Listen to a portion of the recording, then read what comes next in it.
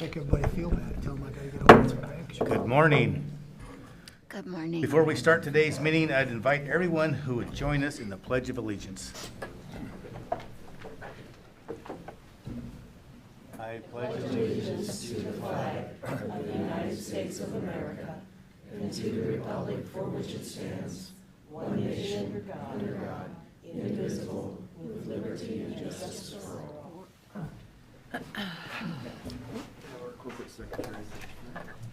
Oh, God.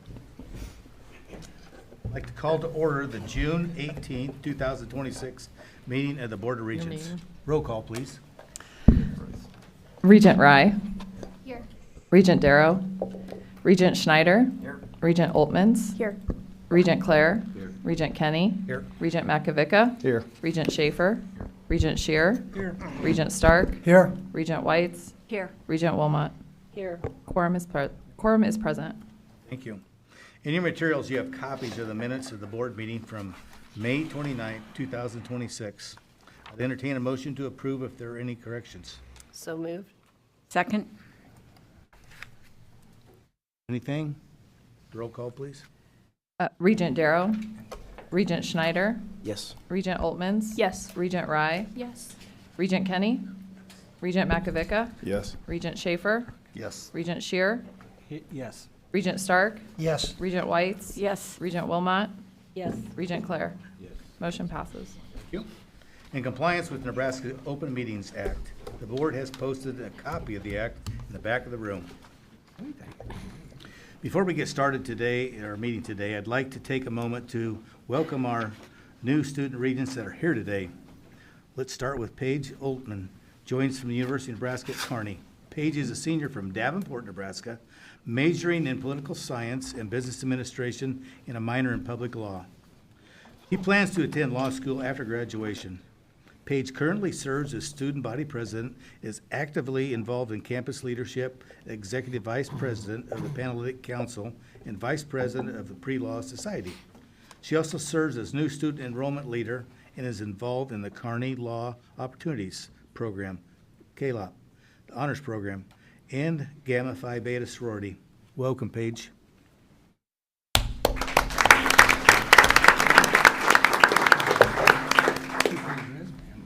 Kurt Snyder joins us from the University of Nebraska at Lincoln. Kurt is an agribusiness major with a pre-law track. Kurt graduated from Lakeview High School in Columbus, Nebraska, where he serves as student body president during his senior year. At UNL, Kurt has held numerous leadership roles, including ASU Senator, Treasurer of the CASA Student Advisory Board, Director of Finance for the Interfraternity Council, and freshman class president of his fraternity, Alpha Gamma Rho. He's recognized as a member of the year of the UNL's Freshman Campus Leadership Association and remains active a member of the Agronomy Club and the Commodity Marketing Club. Welcome, Kurt.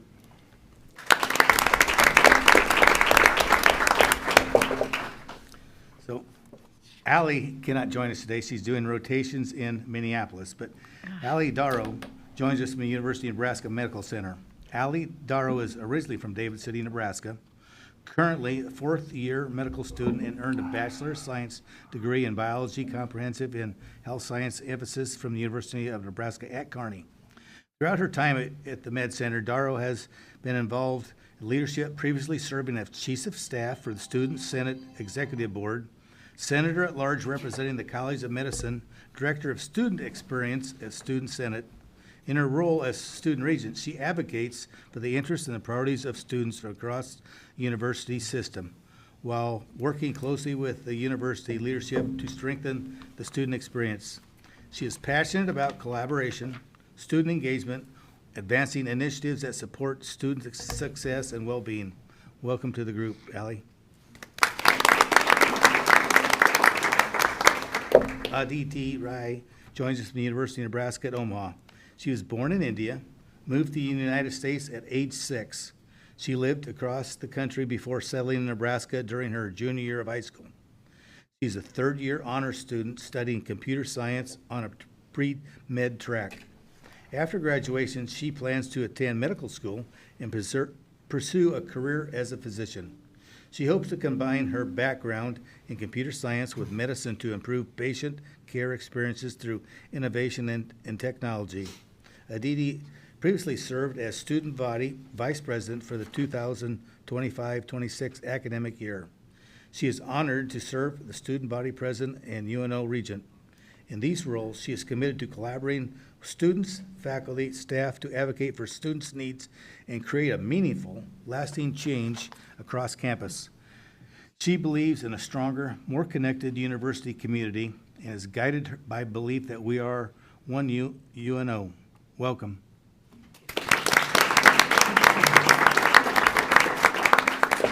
A very warm welcome to our students regents.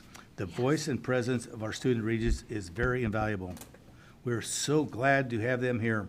President Gold, as I look across the room, I see so many new faces sitting in our faculty Senate president's table. Would you please so kind to introduce these individuals? Thank you, Regent Kinney. It is my honor and privilege to introduce the distinguished faculty who are assuming this important leadership role at the university as our new faculty Senate presidents. We'll start off with David Arredondo, who is an associate professor and collection services librarian at the Calvin T. Ryan Library at UNK. He received his Bachelor of Arts in English Literature from the University of Nebraska-Lincoln and a Master of Library and Information Sciences from the University of Missouri-Columbia. From 2013 through 2018, he worked at Love Library at UNL in acquisitions and technical services, ultimately serving as the acquisitions manager. His primary research interests include the application of enterprise data strategies in academic libraries, digital humanities utilizing natural language processing methods, and more recently, artificial intelligence in higher education. Welcome. We're really glad to have you with us, sir. Richard Leiter is the director of the Schmidt Law Library and the Marvin and Virginia Schmidt Foundation Professor of Law at the University of Nebraska-Lincoln College of Law.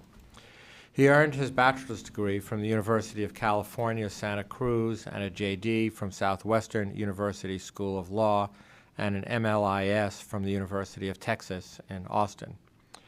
A nationally recognized scholar and author in legal research and law librarianship, he's received numerous professional honors and has served on the University Faculty Senate for more than 20 years. Most recently, he received the Marion Gould Gallagher Distinguished Service Award, the American Association of Law Libraries' highest honor in recognizing his outstanding contributions to the profession. Welcome, Richard. It's great to have you with us. Dr. Paul Fay serves as the Vice Chair for Research and Professor in the Department of Pathology, Microbiology, and Immunology at the University of Nebraska Medical Center. He's the former Director of Clinical Microbiology at Nebraska Medicine and continues to serve as Clinical Microbiology faculty. As a bacteriologist by training, his research focuses upon staphylococcal biology, particularly the relationship between bacterial metabolism and human infection. Dr. Fay earned a Bachelor's of Science degree in microbiology and biology from Kansas State University and his doctoral degree in medical microbiology from Creighton University. He's also a diplomat of the American Board of Medical Microbiology. Welcome, and again, we're super glad to have you with us. And Dr. William Kramer is an associate professor of industrial and organizational psychology at the University of Nebraska, Omaha, where he has been on the faculty since 2018. He earned his PhD from Clemson University, and his research focuses on teams, collaboration, trust, virtual work, on how people function in complex work environments. His work has included projects on science teams, multi-team systems, training, and the human side of technology. He has received internal and external support for research and evaluations from organizations including the United States Department of Education, the Department of Homeland Security, and others. At UNO, he teaches graduate courses such as groups and teams and training and development. He currently serves as Faculty Senate President. William, welcome. It's great to have you with us as well. So again, to all of our Faculty Senate leaders, I want to extend a formal welcome to you on behalf of the Board of Regents, certainly on behalf of the President's Office, to thank you for your service. I'm not sure that all in the audience realize that serving as the Faculty Senate President is a huge responsibility, and you take that on in addition to your regular duties. An awful lot of time and effort and dedication is required to do all of that and to serve as the voice of the faculty from your campus. We sincerely appreciate your leadership, your partnership, and your commitment to the university. We look forward to working closely with each of you in the year ahead as we continue to advance our shared goals and moving the university forward. Regent Kenny? Thank you, Dr. Gold. We now move on to the kudos. At each Board of Regents meeting, we take time to recognize those persons who often, not all too often, don't receive recognition they deserve. The Board of Regents believes that it's virtually important to acknowledge your commitment as well as your contribution to the university. To be nominated by either a supervisor or a fellow worker is an honor in itself. As kudos recipients are announced, please come to the podium, join the regent making the presentation. Following each presentation, we will take a picture that will appear on our website. The president, the chancellor, the recipient's family, and supporters will be in the photo. Our first kudos recipient is Samantha Malone from the University of Nebraska at Kearney. This award will be presented by Regent Altman.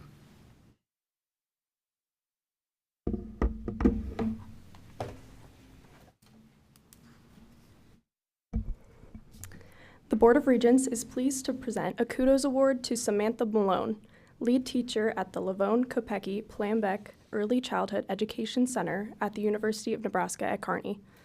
Samantha has continuously set new standards in support of the university mission and the work being done at the center. Throughout every transition and challenge, she has remained committed, adaptable, and overwhelmingly positive. She began at the Plambeck Center as an office associate.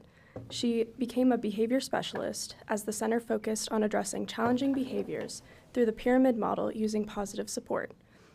Utilizing her background in occupational therapy, she worked closely with Director Chelsea Bartling to develop strategies for behavior support for classroom teachers and students.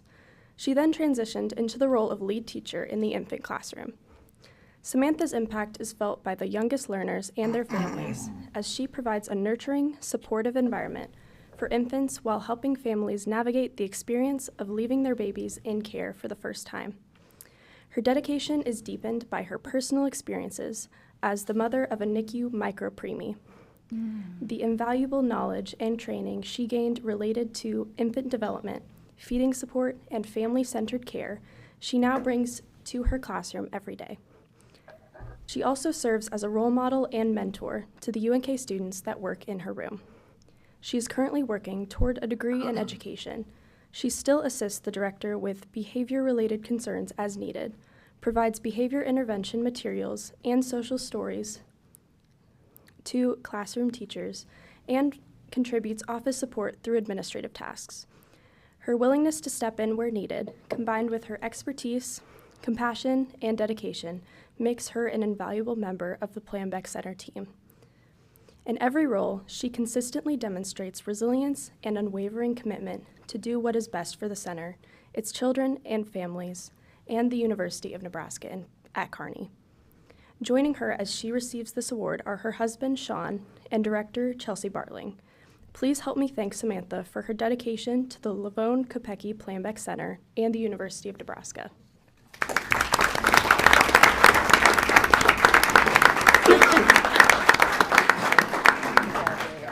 Love it. Like that. Do you have a hat?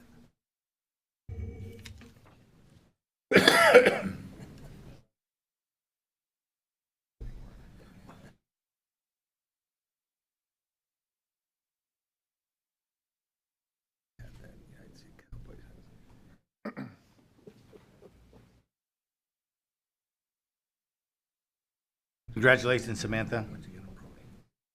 Regent Snyder will present the Kudos Award to John Nolet from the University of Nebraska at Lincoln.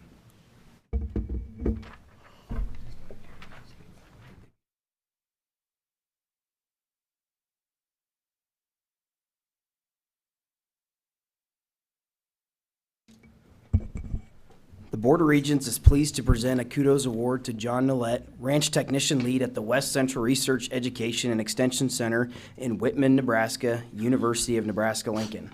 For more than 25 years, John has lived and worked at the Gudmundson Sandhills Laboratory, where he is an integral part of the success of faculty, staff, students, and producers who utilize the research and extension programs at the lab. John goes above and beyond expectations, assuming additional responsibilities to ensure the success of research at the lab. During blizzards, blazing hot summers, and droughts, John provides exceptional care for the livestock. His many colleagues and student nominators wrote, "John has consistently gone above and beyond in serving the best interests of both the cattle and the ranch. His work ethic is truly exceptional." John adds practical value to projects by providing insight, expertise, and understanding of the Sandhills ranching area. He truly understands and values the land-grant mission of the university. I appreciate how much effort John puts into caring for the cattle, as well as protecting the integrity of the research at GSL.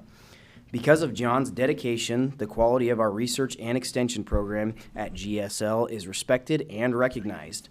And finally, John has made a meaningful and lasting impact on the many students who have spent time on the ranch. He and his wife have generously opened their home to welcome students, offering home-cooked meals and a warm, supportive environment to connect. Active in the community, he served on the school board, the county fair board, and was the fire chief of the Whitman Volunteer Fire Department, where he still volunteers and was recently out with his neighbors fighting the Ashby fire. John's wife, Stacy, is joining us today. Please help me thank John Nolet for his dedication to the University of Nebraska, exhibited by his exceptional commitment, independent work ethic, and contributions to the programs at the Gudmundson Sandhills Laboratory, as well as his dedication to his neighbors.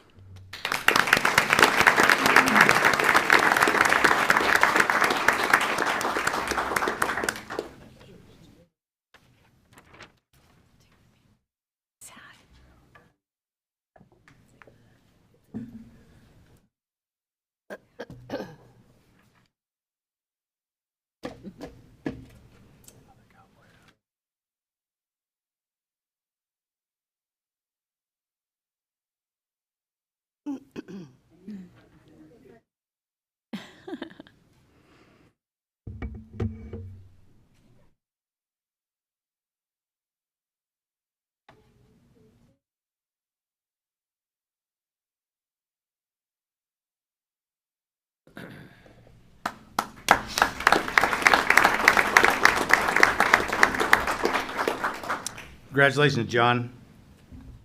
Regent Makovica will present the Kudos Award to Sarah Ward from the University of Nebraska Medical Center.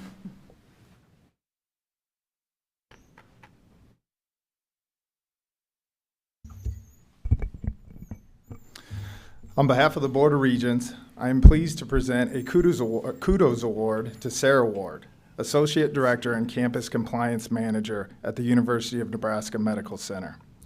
Sarah has helped ensure that UNMC and its employees comply with institutional policies as well as all applicable state and federal laws. Praised for being helpful and knowledgeable, Sarah is a trusted resource who works with every UNMC college and department, as well as other campuses and clinical partners such as Nebraska Medicine, Children's Nebraska, and the Veterans Administration Health System. She develops creative solutions for campus databases, compliance information systems, and compliance training. She also ensures that the conflict of interest disclosures can be used by UNMC's clinical partners to prevent duplicative efforts across organizations. Her responsibilities range from system maintenance to supporting UNMC in maintaining a near-perfect campus completion rates for both UNMC compliance training and conflict of interest disclosures. In fact, for the past 10 years, she has maintained a greater than 99% campus completion in both areas. Sarah single-handedly worked to ensure that all UNMC compliance training meets Title II accessibility standards. Today, Sarah is joined by her supervisor, Sarah Gloden Carlson, Chief Compliance Officer and Vice Chancellor, Jane Meza, join me in thanking Sarah for her deep commitment to campus compliance work and doing what is in the best interest of both UNMC and its employees.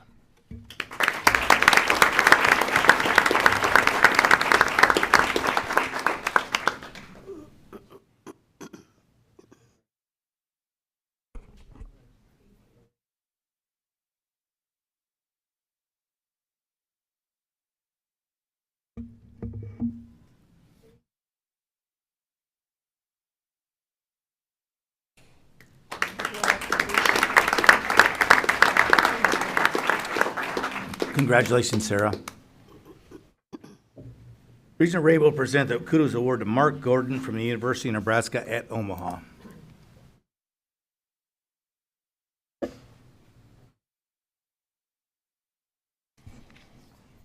The Board of Regents is pleased to present a Kudos Award to Mark Gordon, Building Services Manager for the Dr. C.C. and Mabel L. Christ Library at the University of Nebraska at Omaha. Mark plays a vital role in ensuring that Christ Library remains a safe, functional, and welcoming space for students, faculty, staff, and visitors. His responsibilities include overseeing building maintenance, renovation projects, and safety and security operations. Candace Patton, Associate Vice Chancellor for Academic Affairs, says that Mark is not one to wait for others to respond to library needs. Whether coordinating with campus partners or completing maintenance and repair projects himself, Mark consistently goes above and beyond to support the library community. Batten says that in the last 6 months, I have seen Mark respond with a cool, calm, and rational approach to 2 separate high-stress, high-stakes incidents that had the potential for disastrous outcomes. She notes that during one incident, Mark responded immediately despite being off duty and worked closely with public safety and Omaha police to support the response and provide resources for those affected. Batten adds that Mark's quiet authority in both his manner and bearing is recognized and respected by others. Mark is joined today by his wife, Diana Gordon. Please join me in thanking Mark for his dedication to University of Nebraska at Omaha.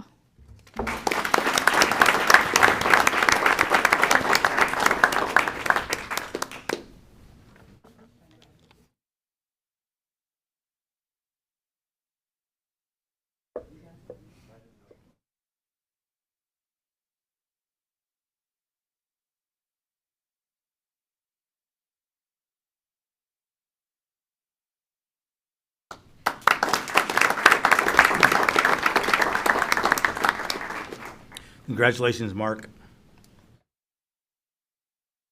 Well, our kudos guests are welcome to stay for the balance of the meeting. We understand that you may have other things to do today. If that's the case, we take a moment to allow you and your families to exit the meeting.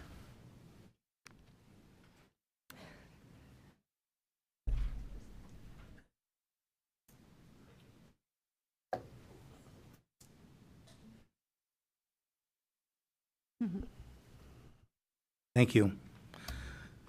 We now have a resolution to be considered by the board. Regent Claire? Thank you. 18 years, I still forget this. Whereas at the August 14, 2025 meeting of the board unanimously approved filing an application with the Nebraska Department of Economic Development to request and use state grant funds under the Nebraska Transformational Projects Act for the unanimously approved Project Health Program Statement.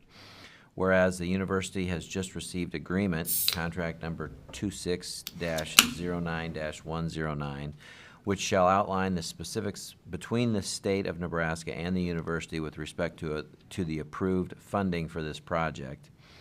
Whereas the board hereby affirms their support of the receipt of these funds and the requirements thereto as outlined in the agreement attached hereto as Exhibit 1. Now therefore be it resolved that the Board of Regents of the University of Nebraska authorizes the Chair of the Board of Regents of the University of Nebraska, Paul Kinney, to execute this agreement on behalf of the board. Thank you, Regent Claire. Is there a motion to approve this resolution? So move. Motion been made. We need a second? Second. Motion been made and second. Any further discussion? Roll call, please. Regent Schneider? Yes. Regent Rye? Yes. Regent Oltmans? Yes. Regent Makovica? Yes. Regent Schaefer? Yes. Regent Shear? Yes. Regent Stark? Yes. Regent Whites? Yes. Regent Wilmot? Yes. Regent Clare? Yes. Regent Kenny? Yes. Motion passes. I'll now turn it over to President Gold for his remarks. Thank you, Chair Kinney. Members of the board, university leaders, faculty, staff, students, and guests, thank you so much for being here today. It is always an honor to address each of you, and today we come together to celebrate milestones and as well to make decisions that will impact the University of Nebraska and our community for a long time into the future. I'd like to begin by sharing a milestone, a key milestone that reflects both our history and our future. The joint accreditation of the University of Nebraska-Lincoln and the University of Nebraska Medical Center, which will become official in just a few days later this month. This important achievement is a result of just under 2 years of work and will now allow us to more accurately represent the extraordinary impact our faculty, researchers, scholars, and staff make across Nebraska every day. By now reporting key institutional metrics such as enrollment, degrees awarded, faculty honors, research expenditures of UNL and UNMC together, we will more fully reflect the scale and the strength of our work and align ourselves with the reporting structures used by nearly all of our Big Ten and AAU peers. The impact is significant. For example, based upon last year's National Science Foundation Higher Education Research and Development Survey, better known as the HERD survey, our combined research expenditures will move the University of Nebraska from approximately the 125th national rank to 55th in research rankings, helping us attract students, outstanding faculty and staff, and additional public and private research funding opportunities. Just as important, this accreditation change creates new opportunities for collaboration, as we've already planned a joint summit this fall that will bring together leaders from both campuses to identify new opportunities in education, in research, and innovation that will strengthen existing partnerships, remove barriers, and expand our collective system-wide impact. At the heart of this effort was always a very simple question: what is best for Nebraska? The Lincoln and Med Center campuses began as one institution and shared a single accreditation from 1913 through 1968. This move brings us closer to that original alignment while preserving the distinct missions, leaderships, governance structures, and so much more that make our two campuses unique. Together we are stronger, and together we can better serve the state of Nebraska. As we celebrate that milestone, we also celebrate remarkable accomplishments across each of our campuses. For example, at the University of Nebraska at Kearney, students have been selected to participate in the nationally recognized Student Spaceflight Experiments program. Through this initiative, one student-designed experiment will be launched aboard a SpaceX mission to the International Space Station in 2027. This is an extraordinary opportunity that will allow UNK students to experience scientific research at the highest level, from proposal development to national review and ultimately conducting research in microgravity. These students are demonstrating that world-class discovery can and will begin right here in Nebraska in the hands of our students. At the University of Nebraska-Lincoln and its Institute of Agriculture and Natural Resources, our programs continue to earn global recognition. In the latest World University Rankings, UNL's Agriculture and Natural Resources program rose to the 40th rank in the world compared to nearly 500 other institutions, placing our agriculture programs in the top 9% globally. This distinction reflects decades of excellence in teaching, research, and outreach, and reinforces Nebraska's role as a global leader in feeding and sustaining the world. We also celebrate today one of UNL's most distinguished researchers, Dr. Edgar Calhoun, Director of the Center for Plant Science Innovation, who was just recently elected to the National Academy of Sciences. For those of you that may not be aware, this is one of the highest honors a scientist anywhere can receive. His groundbreaking work in plant biotechnology is in advancing biofuels, improving crop resilience, and strengthening food security around the globe. Dr. Cahoon's election is a testament not only to his remarkable career, but also to the caliber of research, science, and discovery taking place throughout the University of Nebraska system. Dr. Cahoon is with us today, and if you don't mind, would you please stand and allow us to recognize you and congratulate you.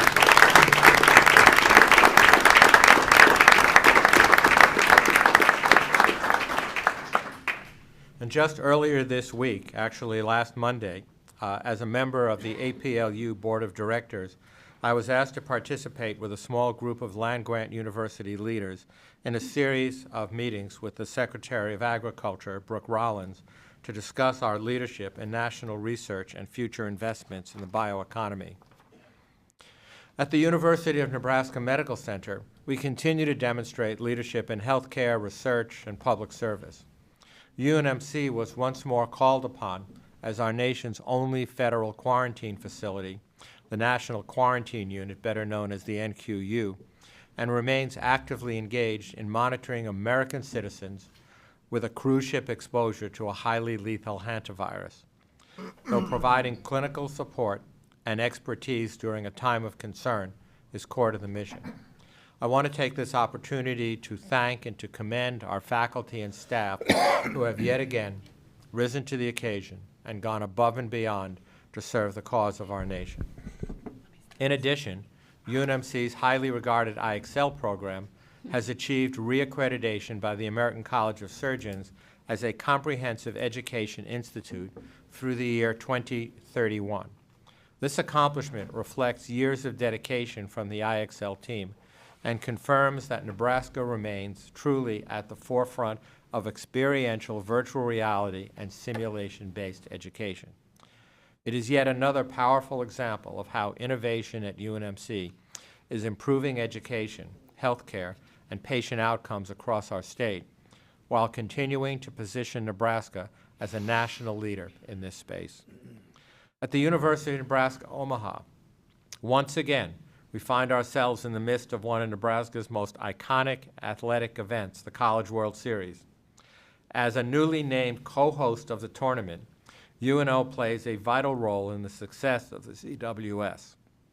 Maverick students, as well, are gaining hands-on experience as broadcasters, athletic trainers, operations staff, and members of the famed Mud Crew, helping prepare baseballs for play. Their work behind the scenes demonstrates the value of experiential learning and showcases the talent and professionalism of our students and on the national stage. Turning to today's agenda, the board will consider several important items that will truly shape the future of our university. First is the University of Nebraska's operating budget. Like many universities across the country, we continue to face challenges related to rising costs, declining state support, and ongoing federal pressures. The proposed balanced budget ensures a tuition increase based upon an average of multi-year inflationary trends and an additional approximately $8 million in reductions across our campuses. Through careful planning, voluntary retirement programs, administrative consolidations, and operational efficiencies, much of this work for reductions have already been accomplished. We remain committed to fiscal responsibility, affordability, and ensuring that every dollar entrusted to us, whether it's through the taxpayers of the state of Nebraska, through families, through grants and contracts, or philanthropy, is used in ways that supports our students, our mission, and the future of the state of Nebraska. In addition, the Regents will have an opportunity to review a major renovation of the Selleck residential complex and dining hall system at the University of Nebraska-Lincoln campus. This project represents a significant investment in the student experience and will help ensure that future generations of Huskers have facilities that support learning, community, and their success. The board will also consider many appointments, but there are two outstanding leaders that I would like to draw your attention to. The first is Dr. H. Deli Davies.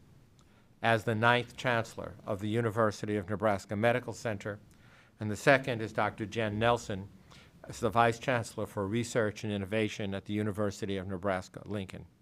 Both have demonstrated exceptional leadership, vision, and commitment to our mission.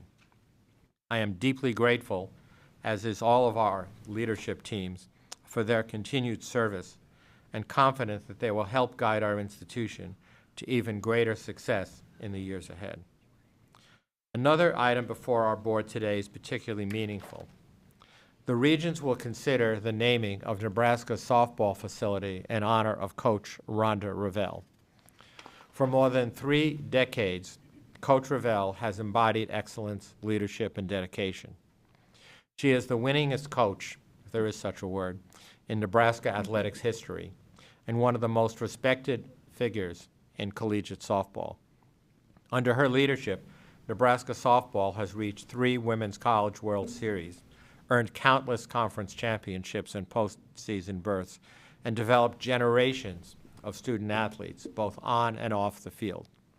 Naming the field in her honor is a fitting tribute to a coach whose impact extends far beyond wins and losses. Her legacy will clearly continue to inspire future Huskers for generations to come. I would also like to recognize today one of our student athletes, softball player Jordy Fromm. As many of you may know, Jordy was recently named the recipient of the prestigious Honda Award for softball, joining an elite group of athletes recognized as the very best in collegiate sports. Jordy is a four-time All-American First Team, National Player of the Year, Gold Glove winner, and Big Ten Pitcher of the Year. But more importantly, Jordy represents the values of dedication, excellence, and perseverance that define Nebraska athletics. So Jordy, I know you couldn't be here today. I hope you're listening, but I congratulate you on this extraordinary achievement. We are so proud and so grateful for the way that you represent our university. And of course, we warmly welcome you to our Husker family of world-class coaches. And finally, today I would like to include with the recognition of Regent Emeritus Dr. Jim McClurg, who recently passed away. Throughout his service to our state, and most critically during his time as a regent, Dr. McClurg was an extraordinary leader, a thoughtful statesman, and a steadfast advocate for higher education. He approached every issue with a clear focus on what was best for Nebraska, and what was best for the University of Nebraska, and what was best for our students. His leadership was marked by integrity, humility, and a deep commitment to public service. He understood that the decisions made around this table have consequences not just for today, but for future generations of Nebraskans. Because of his leadership, our university is stronger, our mission is clearer, and our future is brighter. In addition, Jim and Lori have been close friends of mine during my journey since day one, now more than 12 years ago. Whether it was in the boardroom during the early planning stages for the Fred and Pamela Buffett Cancer Center or on the court in Devaney Arena, Jim was always there, asking the right questions, convening others, and caring. So on behalf of the entire University of Nebraska family, I wish to extend thanks to Regent Emeritus McClurg for your service, your wisdom, and your unwavering commitment to this institution, and our very best wishes to your family at this time. May the examples you have set of integrity, wisdom, and stalwart commitment continue to guide all that we do. Regent Kenny, with your permission, I'd like to request a moment of silence just to reflect and honor the memory of Regent McClurg.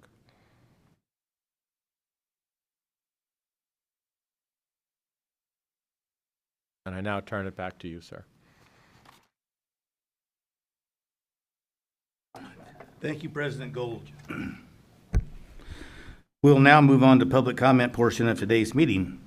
Standing rules of the board provide that any person or persons may appear and address the Board of Regents of an item that is not on the agenda.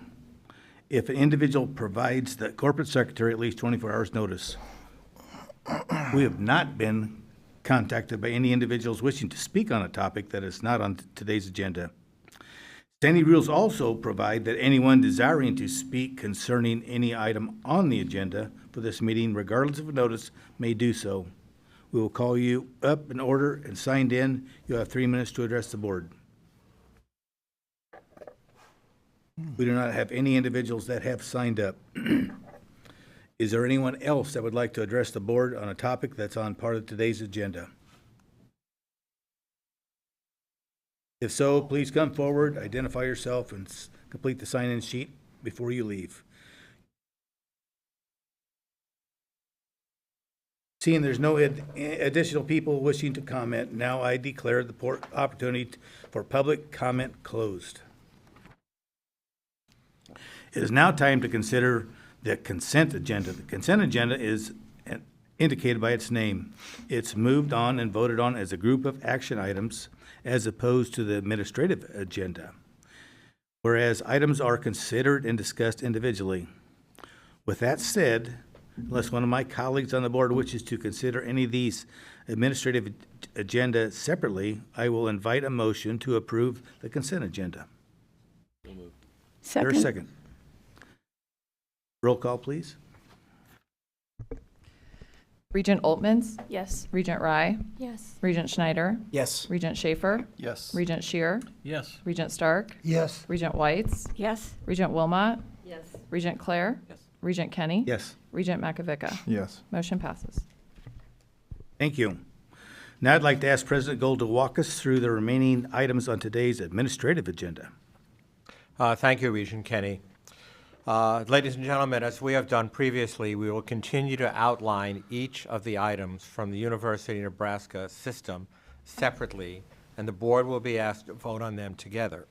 However, if any regent wishes to extract any matter herein and have that considered and voted on separately, they may certainly make a motion to do so. So the first is item 10A1, which is a report on existing programs reviewed at the University of Nebraska at Kearney, the University of Nebraska at Lincoln, the University of Nebraska Medical Center, and the University of Nebraska at Omaha. The Nebraska College of Technical Agriculture had no review reports due this year. So each major or individual degree slated for review has been analyzed using the productivity thresholds established by the coordinating committee. The CCPE, however, will often combine similar degrees, such as a Bachelor's of Science and Bachelor of Arts degree in mathematics or other fields when determining if a threshold has been met. The Board of Regents is asked to approve the report and that it be forwarded back to the CCPE. It is recommended to the CCPE that the degree programs included in the report be either continued or discontinued as specified.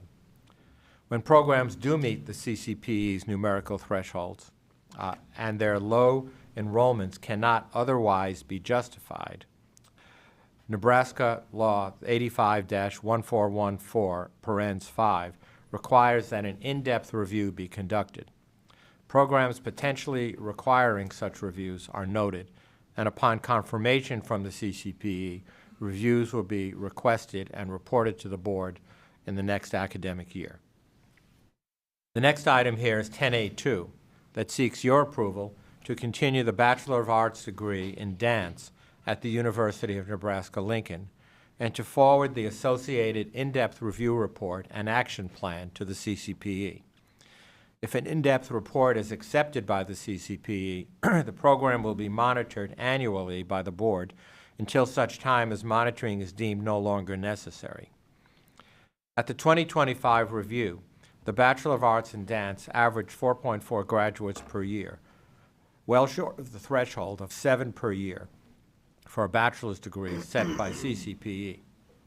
However, the dance program has seen a 34% increase in majors and minors since 2021, and as of fall of 2025, had 35 undergraduate majors, including double majors.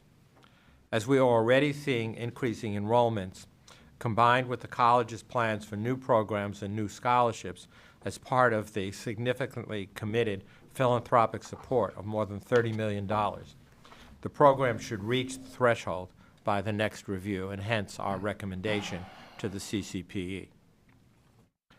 Item 10A3 seeks your approval to establish the University of Nebraska Artificial Intelligence Institute, better known as the Advanced Artificial Intelligence Institute, or A2I2, to enhance existing programs and efforts to advance AI research, teaching, and public engagement across all of the University of Nebraska campuses. This institute will focus on areas where Nebraska is already strong: agriculture and food systems, healthcare, engineering, rural and urban development, business, law, education, humanities, and the arts, as well as national security. It will connect foundational, applied, theoretical, and cultural research with real-world needs and circumstances. It will prepare students and workers for AI-enabled careers and will help communities use artificial intelligence safely and effectively. Through partnerships with industry, government, nonprofits, and communities, the Institute will serve society, grow Nebraska's economy, and help future generations survive and thrive in the AI era. As part of our Odyssey to the Extraordinary, our strategic plan, the AI Institute will position the University of Nebraska to compete nationally in this sector. It is of note that no new state resources will be needed to support this institute, which will hopefully be significantly extramurally funded through grants and contracts. All of these items that I just described to you were reviewed and recommended by the Academic Affairs Committee, and I present them to you for your consideration today. Thank you, President Gold. Is there a motion to approve 10A1, 10A2, 10A3? So moved. Is there a second? Second. Any discussion? I just know that in the past, we've talked about sometimes on some of the programs that maybe need to be looked at. In some campuses, it's a long time process, in some it's a shorter. Have we made any progress in trying to get things so we don't waste so much time if there is something that needs to be? Thank you for that important question, Regent Wilmot. So we have initiated a process through the Provost's office that these programs that are of concern and need potential either strengthening or, in some cases, elimination will be reviewed on an annual basis. And that annual report will come back to the Board of Regents Academic Affairs Committee consistent with every single item mentioned in this review. Thank you. Anyone else? Katie? Regent Rye, Yes. Regent Schneider, Yes. Regent Oltmans, Yes. Regent Shear, Yes. Regent Stark, Yes. Regent Whites, Yes. Regent Wilmot, Yes. Regent Clare, Yes. Regent Kenny, Yes. Regent Makovica, Yes. Regent Schaefer. Yes. Motion passes. Thank you. We'll now move on to the Academic Affairs Administrative Agenda for UNK. And again, as we have done previously, we'll outline each of the items from the University of Nebraska at Kearney campus separately, and the board will be asked to vote on them together. And again, if any regent wishes to extract any matter herein and have it considered and voted on separately, they certainly are encouraged to make a motion to do so. Starting off with item 10A4 that seeks your approval to eliminate the Bachelor of Science in Education, Physics 7 through 12 subject endorsement. The elimination is part of the department's larger plan to streamline and strengthen program endorsement offerings. The 7 through 12 physics endorsement has had low enrollment and very low graduation numbers. The recently approved 7 through 12 science endorsement, however, will include all of biology, chemistry, physics, and physical sciences to allow graduates to teach in all 4 areas, increasing the program size, and most importantly, filling a major need for schools in rural Nebraska. The next item is 10A5 that seeks your approval of a teaching field endorsement, which will allow graduates the opportunity to teach in family and consumer sciences in grades 6 through 12. The Nebraska Department of Education strongly supports endorsement of this option, and UNK has all of the coursework in place other than one class for which resources have been identified to offer this program. Currently, the FCS program teachers have waivers to fill roles due to lack of appropriate endorsement, with a gap of approximately 176 FCS endorsed teachers in the state. These items were extensively reviewed and recommended by the Academic Affairs Committee, and I present them to you today for your consideration. Thank you, Mr. President. Is there a motion to approve 10A4 and 10A5? So moved. How about a second? Second. Any discussions on those two?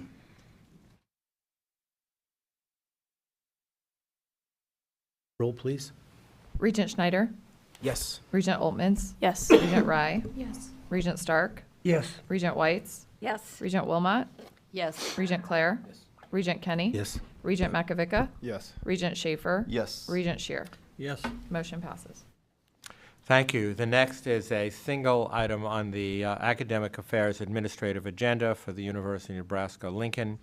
It is item 10A6 that seeks your approval to eliminate the Bachelor of Arts and the Bachelor of Science in Russian administered by the Department of Modern Languages and Literature in the College of Arts and Sciences at UNL. The proposal to eliminate this degree comes after suspending admission in fall 2023 due to critical faculty departures. There are currently no permanent faculty to deliver the curriculum.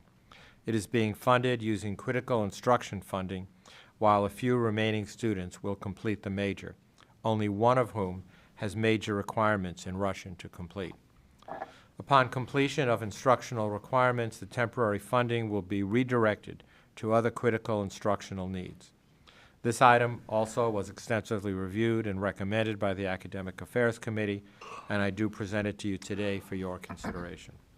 Thank you, Mr. President. Is there a motion to approve 10A6? So moved. Is there a second? Second. Last one. Any discussion on the language of Russia? No. Roll call, please. Regent Schneider, Yes. Regent Oltmans, Yes. Regent Rye, Yes. Regent Whites, Yes. Regent Wilmot, Yes. Regent Clare, Regent Kenny, Regent Makovica, Yes. Regent Schaefer, Yes. Regent Shear, Yes. Regent Stark. Yes. Motion passes. Thank you. We now move on to the administrative agenda in the category of business and finance. Mr. President, if I could request that item 5 be voted on separately. I think it's of importance that it should be handled separately, if we could, please.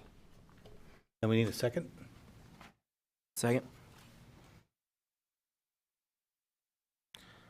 So the first group will be the items 1 through 4, if we may, if it's permissible to go through those, if that's okay, sir. Sure. And again, respectful of items 1 through 4, which are the Fund B university programs and facilities fees for UNK, UNL, UNMC, and UNO. Item 10B1 through 10B4 seeks your approval of Fund B allocations for each of the campuses.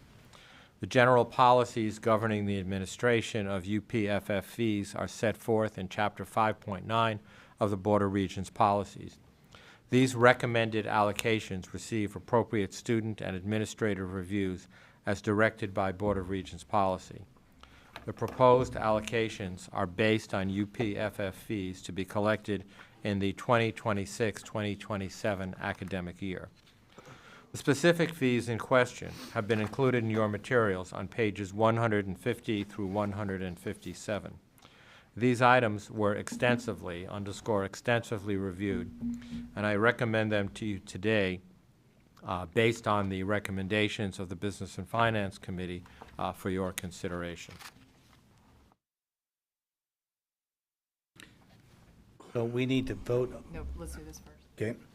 Is there a motion to approve 10B1, 10B2, 10B3, and 10B4?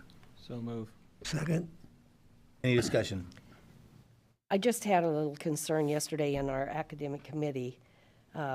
We had a discussion over some of these funds, and I know in some of the recent audits, there were several places where some of the funds that were approved, it's questionable whether that fits our policy.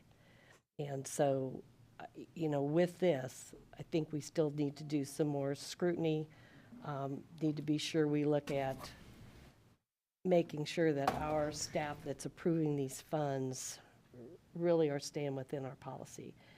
And I express that basically because of my concern for students and the fact that it all adds up. And times are not good, I don't think, for anyone.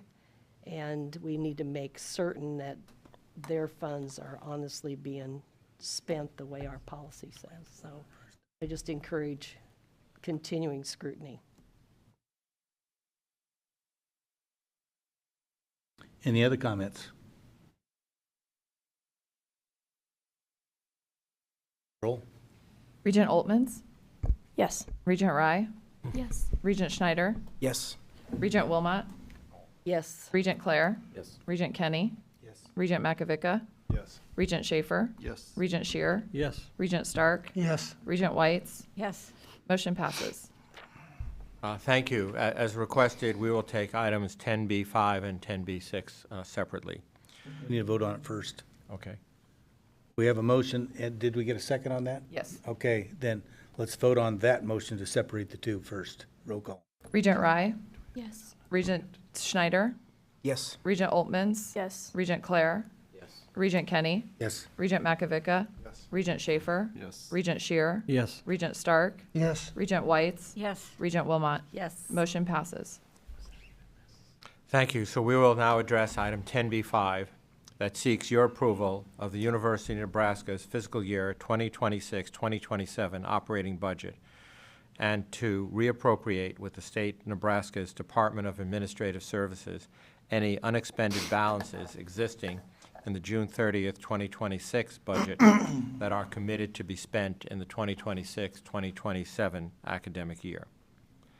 The University of Nebraska proposed 2026-2027 operations budget delivers a fiscally conservative proposal that maintains our affordability and requires us to make ongoing spending cuts, while also making room for strategic investments that move us forward in our goals for academic excellence. The key elements of the proposed operating budget include, 1, a 0.62% increase in state appropriations, significantly lower than the inflation-based 3.5% request that was submitted for operations during the last budget cycle. Inflationary pressures on operating and payroll costs, as well as other state and federal funding challenges, will require all academic and business units to reprioritize their spending to manage inflationary increases and funding reductions. We need to continue to reduce spending and make increasingly difficult choices to ensure fiscal discipline as we seek to provide a modest merit-based salary increase for non-collective bargaining faculty and staff. The last fiscal year, there were not sufficient funds for general merit-based increases, resulting in additional inflationary pressures on faculty and staff, especially given continued increases in health insurance costs. A tuition increase request that is tied to the Consumer Price Index, better known as the CPI-based formula, provides a predictable and objective mechanism for maintaining purchasing power in the face of inflation. As the cost of salaries, employee benefits, utilities, technology, supplies, and contracted services increases year over year, a CPI-based adjustment helps ensure that state-aided funds keep pace with those rising costs.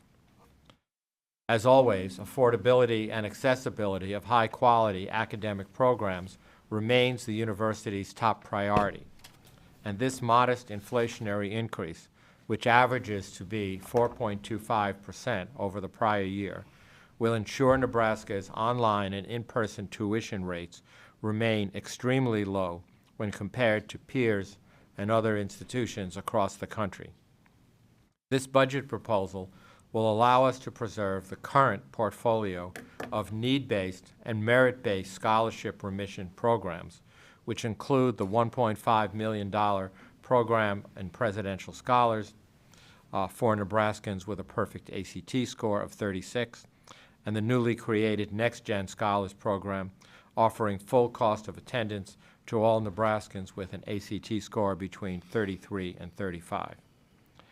This item was extensively reviewed by both the Academic Affairs Committee and the Business and Finance Committee, and I present it to you today for your consideration. Thank you, Mr. President. Is there a motion to approve 10B5? Is there a motion? So moved. Second. Motion's been made. How about a second? Second. Jim, any discussion? Jim? Thank you. I thought it was important enough that this is one of the major things that we do during the year is to set our budget for the upcoming year and reflect a little bit upon the process and how and where we're at. Higher education is in a precarious situation, I think, in the United States. Nebraska's having its difficulties, but there's so many more that are having even larger deficits and problems to work through. We've looked at how we've reduced some programs or eliminated some classes. And there are universities out there that have not just eliminated, well, one of us bit the dust. Was it you? Yeah, no, I'm on this side. I'm good. But they have chosen to close campuses, not classes, not programs, but campuses. And it's very difficult just for us to try to make things work by reducing some of those that are not as popular as others going forward. And I understand, you know, the legislature only has so many dollars to go around too. They are in a position of making their own priorities. But I would mention that the amount, and although appreciative of what we did have, we were not reduced, but the increase on our budget was approximately $4 million from the state. The tuition at 4.25 that we're looking at today is going to generate approximately $24 million. So the students are going to be making up approximately 80% of the dollars that we will be using in addition from last year. And I don't disagree with President Gold that the 4.25% might be modest, but if you're struggling, zero's difficult, let alone 4.5%. And I think we need to be mindful of that. I don't have another solution for us. We can hope that higher enrollment will help ease things in the future, and that's part of trying to keep students at home and finding their higher education in Nebraska. So I will be supporting this, but I feel I do have empathy for those that are struggling, both students and families that are trying to provide educations for their children in the future this year because of rising costs. We didn't start inflation. We just have to work with inflation.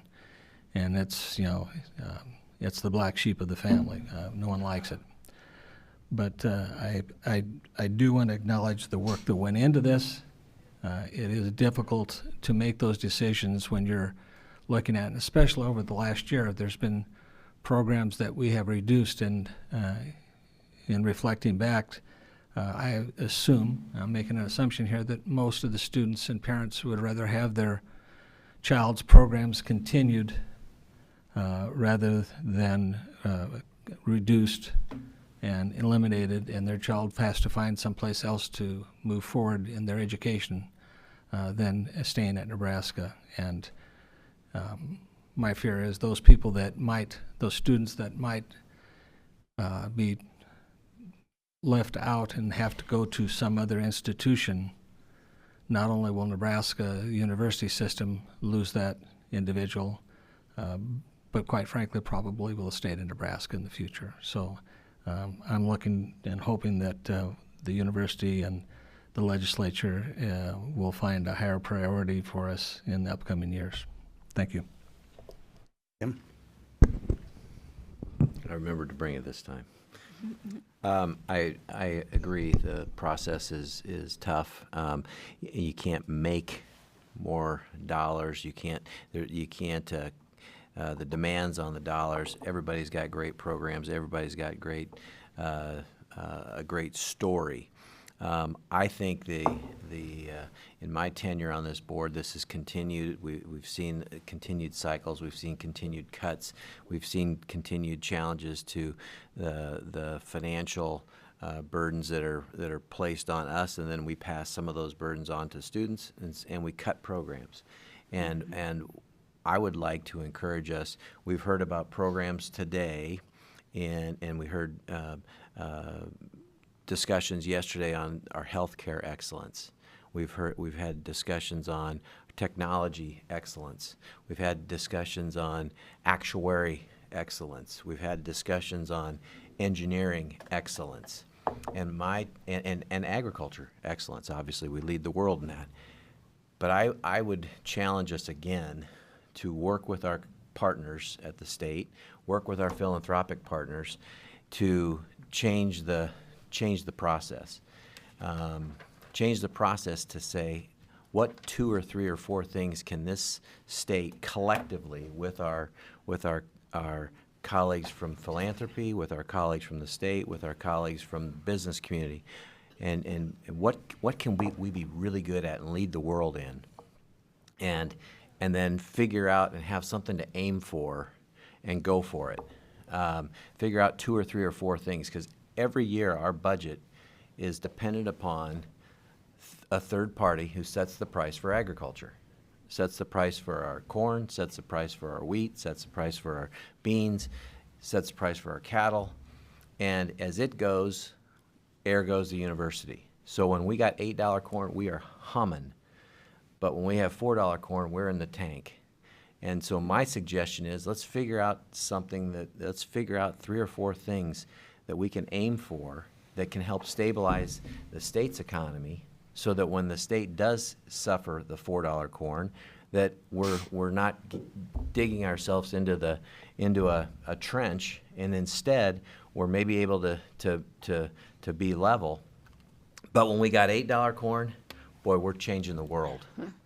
And I really challenge our leadership within this board, within our different campuses, to figure out what 2 or 3 or 4 things we can be really, really good at. Call a summit with those leaders at the state, with those leaders in philanthropy, and let's figure those 2 or 3 or 4 things out. Set a goal in 5 years, that's where we're going to be, and we are going to be the world's best at this, and this, and this, and go for it, so that we will stabilize the state's economy. We have tremendous programs at this university.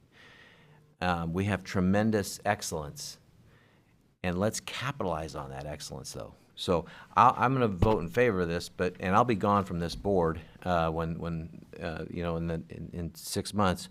But I really encourage the remaining members on this board and our leadership to figure out what we're going to be really good at, set a roadmap, and get it done. We owe it to the state. We owe it to our students. We owe it to the faculty. We owe it to the world.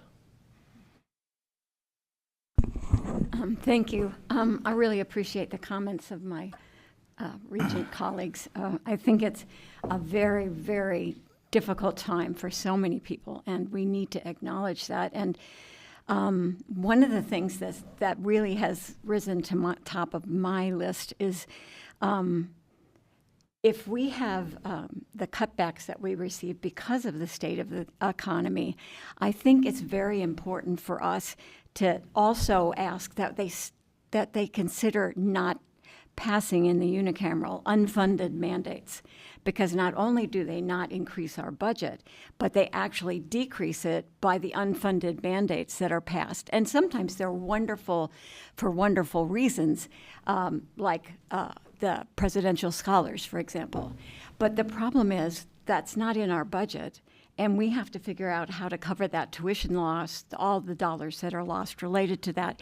And I think part of the hope is that philanthropic community will step forward and try and plug those holes. And the problem with doing that is that I think we want to be sort of aware of what the university's best interests are. And I love the philanthropic community and the way they do step in, but I don't think we should be depending on them to pick up on programs that we are not being funded for, but are being passed by our elected representatives. So I would encourage us to continue to work with the unicameral around understanding the way in which some of those things impact how we can do the work of the whole university. And I just want to say I'm so grateful for that, and I look at how they've sort of walked in and saved the dance program at UNL with a $30 million gift. And I wish we had those gifts for all the programs that we've had, not all, but most of the programs that we've had to cut back on or eliminate entirely. And so the planning, I think, is critical, and the factors that are hard to control are difficult because it's unpredictable. And so the better relationships we have with our funding partners, like the unicameral, like the philanthropic community, I think are extremely important at this time. And an understanding of how we don't want our curriculum and our university driven by gifts that have to plug holes, and especially not tuition increases, that these are the very people we want to lift in our state, to be the future leaders in all the different ways that they will be in the future. And we want them to see that we value them coming to our system. We want to offer them the excellence that they deserve in the system. And I think that requires us to really work hard to build our revenues, find new revenues, and stop some of the bleeding that happens from unfunded mandates. So I really, I'm also supporting this, but it's a very painful support for me to see. Plus the funding increases, the fee increases, all of those pile up. And it seems like this is pretty small. Students can handle this, but then you add the next thing and the next thing and the next thing, and pretty soon it's out of reach for, as my colleagues have pointed out, it gets out of reach. And I know all of us really care about that's our land grant mission, is bringing education across the state. And we need to do that, and the only way we can is the kind of support for the kinds of things that are important to and I think the idea of focusing is very important, and looking at our mission and saying, what does the state need? We need to be putting our university mission in line with our state mission and our land grant mission. And I can't tell you how much I have learned as a regent about the incredible things that are happening on our campuses. And I have to believe that if we all are better about being advocates for higher education and for our students achieving the kinds of things they can achieve, if we have higher expectations for everyone and we advocate for some of these things that no one really knows about. I had people ask me why we were doing the COBRA, or the hantavirus work with the federal government. They had no idea. My constituents had no idea of the kinds of things that we're doing in our incredible medical centers on our campuses across the state. So I also think our job is going to be advocating for this university in many more public ways and as often as we possibly can. And I would encourage my colleagues to take up that burden of getting the word out about what it means when we have to cut programs, what it means when we have to raise tuition on our students. And I want to say to the students and the faculty, I really wish we had more resources, and I'm doing my darndest to come up with ideas for that, and I know my colleagues are as well. And I want to encourage people in the community, if you have ideas, please talk to your district regent, talk to me. I don't talk to our Board of Regents, but we need to see this as something we all take on together. It's not just the Board of Regents. It's not just the unicameral. It's our whole state, and we need to all be understanding how critical the community of the entire state is, and how, I'm sorry, talking a little too long, but it's passionate for me that we find ways to pay higher education the money that it needs to do the job that's required, both for our workforce in the state, but for the health and well-being of our entire country and the world. And so, I know that's massive, and I thank my colleagues for their comments, because I think we have to keep all of those things in mind as we look at, but we need a more predictable budget process. I like this idea that was used for this budget development, and I will say that I will vote yes, but we've got to find some new ways to do this. We really do, and it takes all of us, not just the 8 people sitting in front of you. Thank you. Thank you, Chair. Well, you got a lesson on $8 corn and $4 corn, and I guess I'm going to bring you another story. I'm coming from an area that there is no corn. Got hailed out. We lost the beans. We lost the corn. We know that we've had the fires all over Nebraska. Those people are just looking for feed for some cows. Some of them are having to sell them. Talked to a sale barn that had one of the largest auctions the other day because those owners can't do it. They can't raise the cows anymore. That is our food supply. And I guess I think about a land-grant college. We need to look at also, I guess I know I'm the more Western person on this board, but when you look around, I mean, our state has really faced a lot of devastation this year, and my understanding is good chance they're going to go back and refigure taxes even, and that's going to possibly affect what we're going to get from property taxes out there, what the legislature's going to have to work with. I mean, I can't imagine where this may end, and I know we don't want to cut programs. And I think we need to look at, are there some other cuts that we should be looking at? And they wouldn't be as easy probably to come up with, and I'm not saying cutting programs is easy, don't get me wrong, but we maybe need to look at cutting back on travel that people are doing for classes or whatever. I mean, we've got to come up with some creative ideas of how to control this, because we raised tuition over the last 2 years, 8.5%. That's not a small dollar. This raise, you're talking over $22 million. Sounds easy. Housing costs go up for the students all the time. The fees, as Barb mentioned, Regent White's goes up.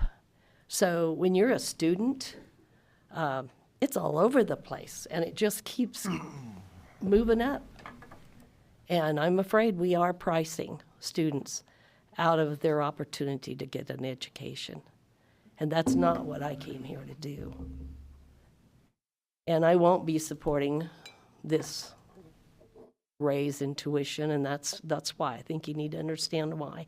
And I had somebody just tell me the other night down here I was talking to, and they said, I went on a little trip out in western Nebraska, the Sand Hills, and that was before the latest fire wiped out exactly where they had gone. And the comment was kind of like, when we're down here in eastern Nebraska, we just don't see some of that. And so I guess that's what I want to bring, the real life to you as far as what these families and these students are facing. And we collectively, as Regent White's mentioned, it isn't just us. We need to work together to find some ways to start making some real cuts that do not take away the programs and opportunities. And that may mean we're going to have to lose some other things. But we have an obligation, and I bleed for the families that are facing this now. What else? I just wanted to say from a student perspective that it's never easy to want to support a tuition increase. But from what I've heard from students on my own campus, It's more about, as somebody alluded to, you would rather have a program here that a student can attend and go their entire 4 years without getting cut, if that means they have to pay a little bit higher tuition. I think where we rank with our Big Ten peers, I think our previous years of no increase in tuition has put us in a tricky situation, which makes this decision so hard every year to kind of try and pace back up. But I think if we want to stay competitive, recruiting staff, graduate students, keeping those people in the state of Nebraska, I think that it's something that we have to do.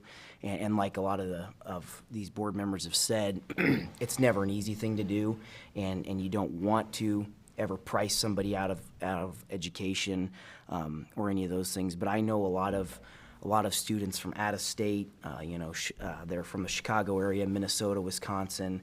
They come here because our out of state tuition is cheaper than their in-state tuition. And with these tuition increases, we continue to fund great scholarships that students really appreciate. So I think there is a little bit of light at the end of this tunnel. So, and I agree that we need to continue to figure out how to be leaner and meaner and really drive more revenue with less expense, but I will be supporting the tuition increase, and I think that students can see the support reason for it. So, Anyone else? President Gold? Thank you. I just thought I might respond briefly to one or two of the comments from the regents, and one, to be very clear that this proposed budget will allow us to maintain all of our need-based existing tuition remission scholarship programs, and particularly the Nebraska Promise program, which provides access at no cost tuition to all Nebraska families that have an adjusted gross income of $65,000 or less. It also provides the support to cover all of the tuition, all of the mandated tuition remission programs that have been passed by the legislature, which include not only individuals and dependents of disabled veterans, first responders, and many other categories, and their dependents as well. Would have been hoped, and I wish to continue to support the request to the legislature to fund some of those tuition reduction mandates. However, we will be able to, in this budget, of course, continue to fund them. To Regent Clare, I couldn't agree more that we need a very clear strategy moving forward. We've not identified 4 areas. We've actually identified 5 that we hopefully can. I'm fine with that. I wasn't going to go for 6, I was pressing my luck here, but we've identified 5 core areas that we really can and will continue to shine in as it relates to both internal and external support, recognition, rankings and ratings, et cetera. And then finally, just to say, as a first-generation student who literally went to college with without 2 nickels to rub together, I understand as well as anybody how important it is to maintain the affordability of higher education. But I will tell you this, it has never been more important to maintain quality access for Nebraskans to support the future economy and the quality of life that all of us here in Nebraska enjoy. So thank you, Regent Kenny. Thank you, President Gold. Higher education, from the chair seat, we've seen tremendous chaos and turmoil this year and lately.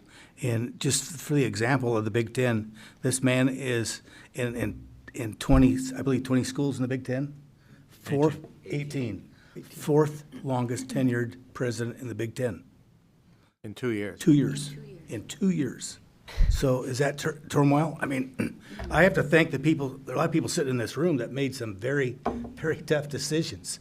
And it wasn't easy to get to where we had to be this year just for the budget cuts. So I thank everyone here that had a part in that, and the tears and stuff they had to go through. So I will call for a vote, roll call vote on 10B5. Regent Schneider, yes. Regent Oltmans, Yes. Regent Rye, Yes. Regent Kenny, Yes. Regent Makovica, Yes. Regent Schaefer, No. Regent Shear, Yes. Regent Stark, Yes. Regent Whites, Yes. Regent Wilmot, No. Regent Clare. Yes. Motion passes.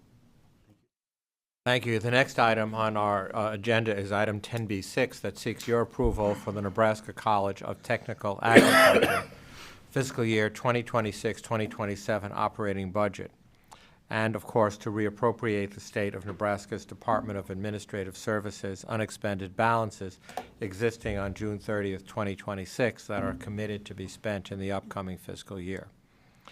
Similarly, NCTA's operating budget assumptions are identical to those used for the university's expenditures, including compensation, are estimated and subject to the availability of state funds appropriated by the Board of Regents. The tuition rates are based upon the state of Nebraska's current budget and are subject to change if the university's state funding is continually cut. These items were also extensively discussed and recommended by both Academic Affairs and Business and Finance Committees, and I present this item to you for your consideration today. Thank you, Mr. President. Is there a motion to approve 10B6? Yes. Second. Any discussion? Well, I was out at commencement for NCTA. NCTA, and I love the way that they figured out how to solve a problem. Right in the middle of the commencement speaker's remarks, the lights went out. And Was that a budget issue? it was probably could have been a budget issue. And they went over, pulled the big garage doors open, let there be light. And There you go. he continued on. So it was great. Now, that's a great campus, a real crown jewel for our state and what they do in helping agriculture. And I think, help me out, I think it's like 91% of the graduates stay in Nebraska, more than 90%, let's say that. 90%. Yeah, so that helps out our state and does, we're not having any brain drain with them. So I'll support this budget. Anyone else? I would just add too, they have a nice little campus. If you haven't been there, you need to go visit. But I think they do very well at, they don't do big flashy things. Is that okay if I say that? They're not so much, I guess, and I'm not saying the rest of you are, but they're not really into the show thing. They're into just helping the students out there really get the skills they need to be able to stay out there and man the ranches and the farms, et cetera. And I've been there several times, and I just always enjoy seeing what they do. And I think they're very modest about what they try to do it with, and I appreciate that. Anyone else? Roll call. Regent Schneider? Yes. Regent Oltmans? Yes. Regent Rye? Yes. Regent Makovica? Regent Schaefer? Yes. Regent Shear? Yes. Regent Stark? Yes. Regent White? Yes. Regent Wilmot? Yes. Regent Clare? Yes. Regent Kenny? Yes. Motion passes. Thank you. We will now move on to item 10B7 that seeks your approval and authorization, excuse me, for the execution of a University of Nebraska master agreement between the Board of Regents of the University of Nebraska on behalf of the University of Nebraska Lincoln and ABM industry groups for custodial services at UNL athletic facilities. ABM was selected to provide comprehensive custodial services, including for UNL athletics at special events at Memorial Stadium, the Bob Devaney Sports Center, Bolin Stadium, the Alex Gordon Training Complex, the Osborne Legacy Complex, the Sid and Hazel Dillon Tennis Center, and the Barbara Hibner Soccer Stadium.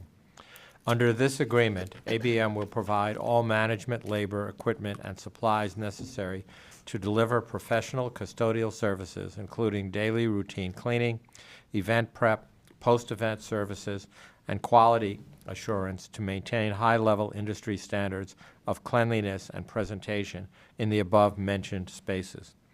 The initial term of this agreement is 5 years, beginning upon execution of the agreement and ending June 30th, 2031, with the possibility of one additional optional 5-year renewal term.